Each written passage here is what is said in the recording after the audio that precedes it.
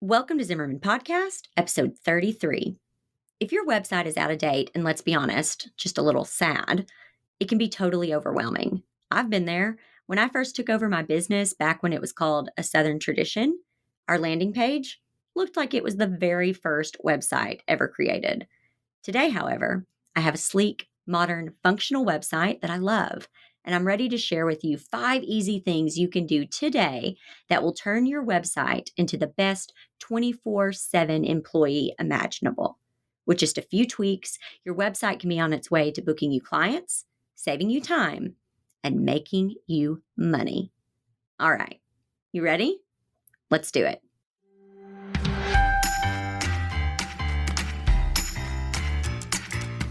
Welcome to the Zimmerman Podcast with your host, CEO, wedding professional, educator, and mom, Jessica Zimmerman. In just 2 years, Jessica went from facing bankruptcy to taking home a 6-figure salary. She turned a business-saving $100,000 loan into a $1 million empire.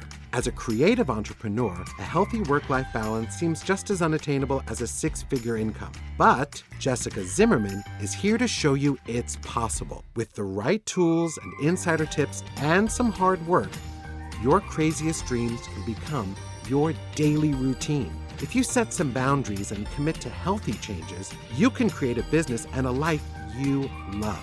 So let's make your business work for you. Here's the deal. No matter how people find out about you, whether it's Instagram, Facebook, or personal referral, they'll always end up on your website. Your website needs to be professional, updated, and optimized to work for you towards making a sale.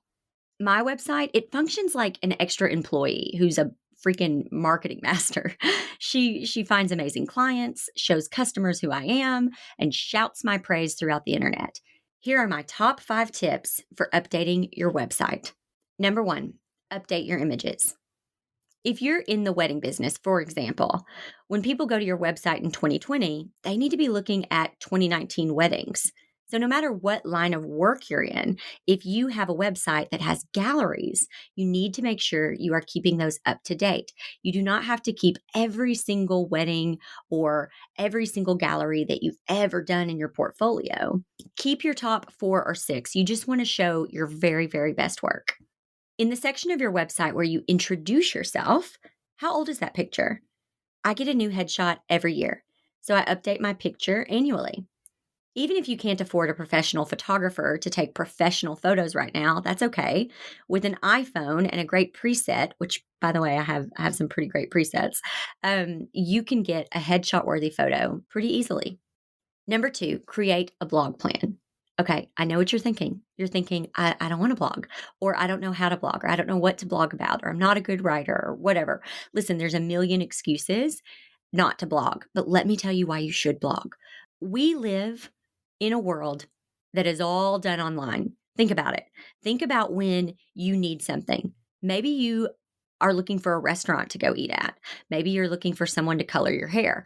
Maybe you're looking for an Easter dress for your daughter or a Halloween costume for your dog. I don't know.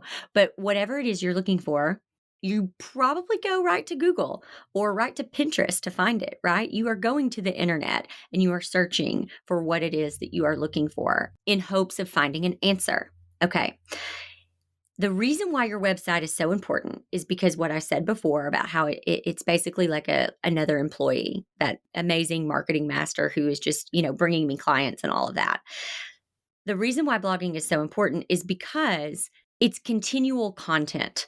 You want your work to show up. You want your name to show up. You want your website to show up. The only way that that's going to happen is through proper SEO and naming your images correctly and all that, but also by pinning your work to Pinterest, okay?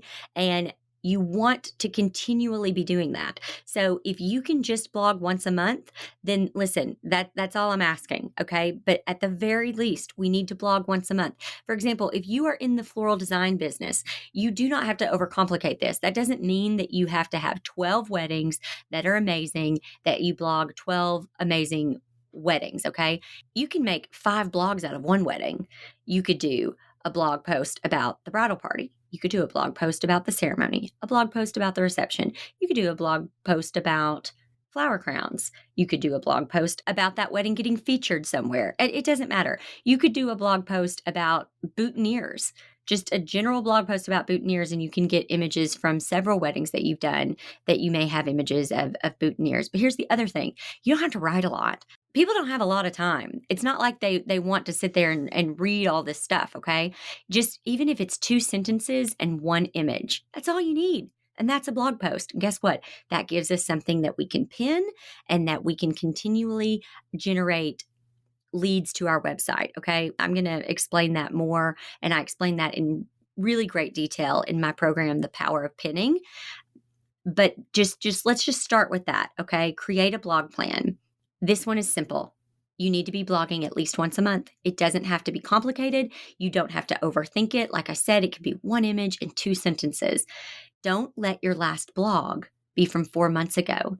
And please don't let your last blog be from 2 years ago, okay? Potential customers are going to assume that that was your last job. If you can only blog once a month, that's totally fine. And listen, I know blogging, no matter how much I sit here and I try to calm your nerves about blogging, I know some of you are still freaked out. Listen, take a day, 1 day, and knock out 12 blogs and schedule 1 for each month, okay? Then you don't have to worry about it again for a whole year, okay? But just blog once a month. Number 3, update your copyright. This simple step will take less than a minute. Changing your copyright may seem like a no-brainer, but it's something that you should do every year. Always change the copyright at the bottom of your website to the current year. You will literally look out of date if you let a year or 2 go by. You do not want someone going to your website and going to the bottom and seeing copyright 2016. They're going to think you haven't done any business since 2016. It's simple. It's easy. Do that now.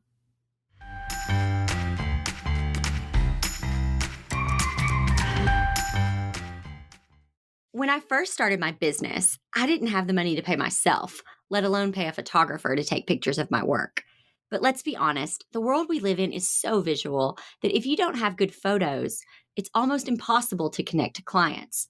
To save money, I would photograph my work with my phone and then spend hours editing to give them that bright professional look. I still like saving money, but more than that, I like saving time. That's why I've created my signature mobile presets to bright, clean, professional photos every time. For the first time ever, these presets are available to you. Whether you're wanting to post professional quality photos of your personal life or your work without shelling out thousands of dollars for a photo shoot, these presets are perfect for you. I use my presets all the time to spruce up pictures of me with my kids, my travel adventures, or to share what's new in my business. Go check out my Instagram account at Jessica Zimmerman _. You'll see professional photos and my own edited iPhone pictures, both bright and clean. It's hard to tell the difference. To see the presets in action, go to zimmermanpodcast.com/presets and get yours today. That's zimmermanpodcast.com/PRESETS.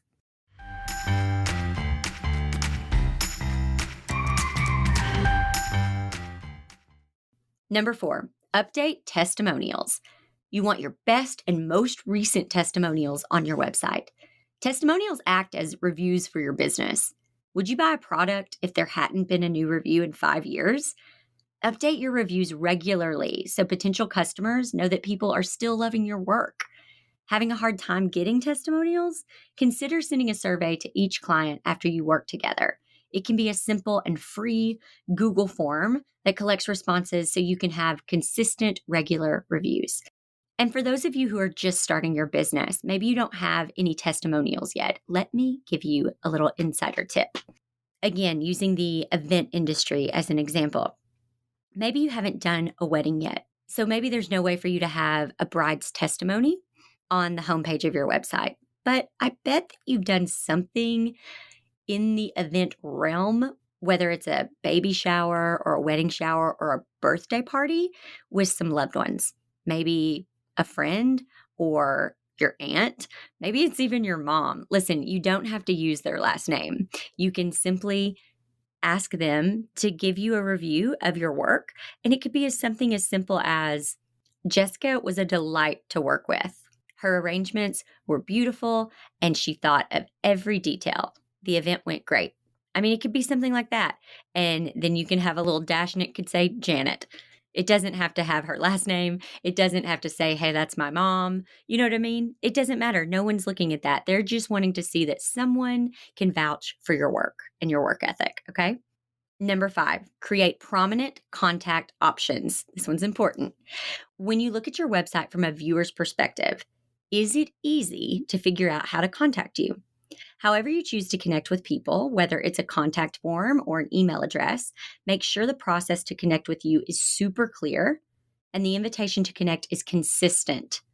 If you have multiple pages on your website, somewhere on each page, there should be an opportunity to contact you. You definitely won't make the sale if customers don't know how to get in touch with you.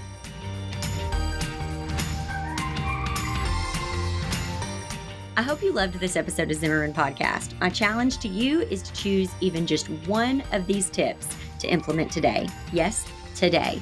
And don't forget to tune in this Thursday to catch a new episode of my limited edition mini-series, Under the Cover, where I share the behind-the-scenes details of my book writing process.